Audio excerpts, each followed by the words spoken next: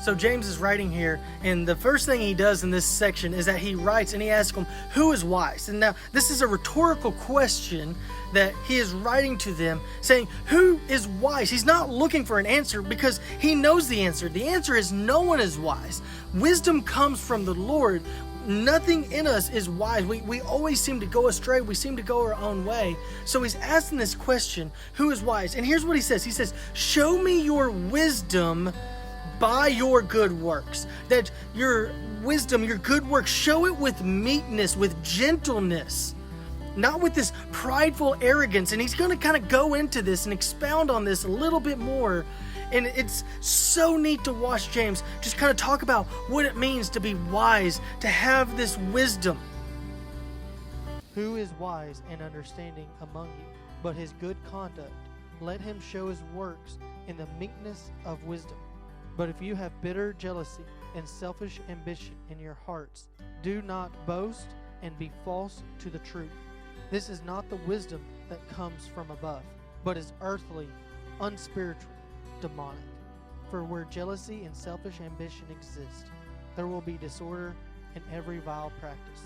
But the wisdom from above is first pure, then peaceable, gentle, open to reason, full of mercy and good fruits, impartial and sincere.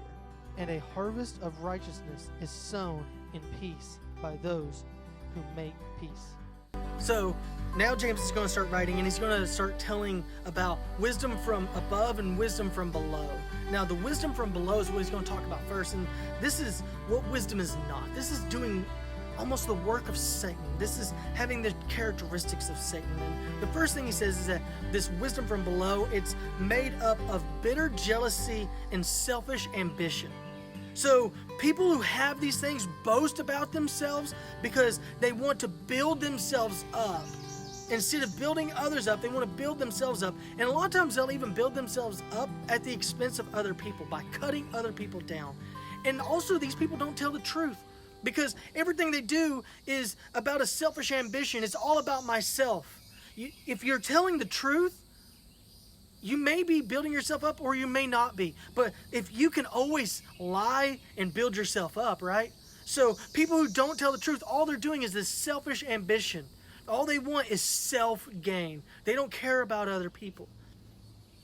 Now, I like what James says here. He says, these things are not wisdom from above, but these are wisdom from this earth. And I like what he says here. He says they're even unspiritual, demonic. That's kind of what they are, is that this is a demonic thing to do. Now, demonic means Satan, right? Like this idea of working for Satan. So whenever we have this bitter jealousy, this selfish ambition, all we're doing is working for Satan. We're not doing anything for the glory of the Lord. Jesus even says no one can serve two masters. So if you're doing the work for Satan, there's no way you can do the work for the Lord. Where these practices exist, there will be disorder and vile practices.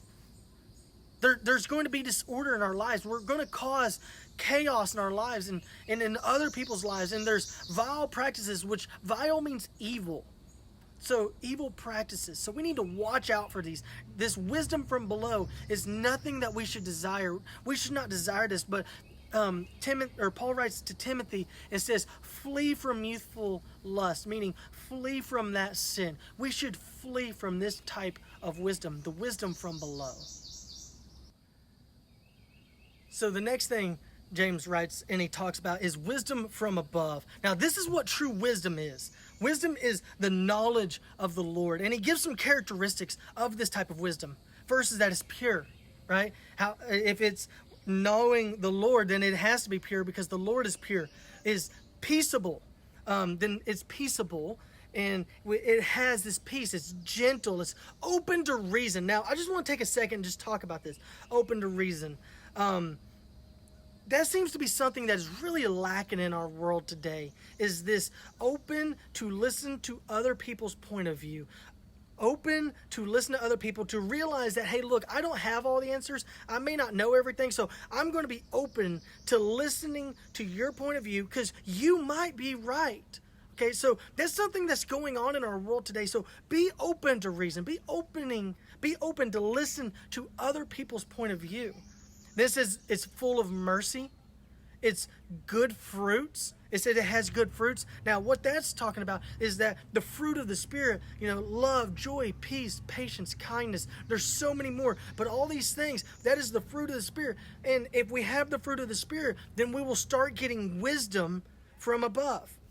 It's impartial and sincere, meaning that we don't show favoritism towards certain people because we like them, but that we are impartial. We go with who's right, not with who we like. And it's also sincere.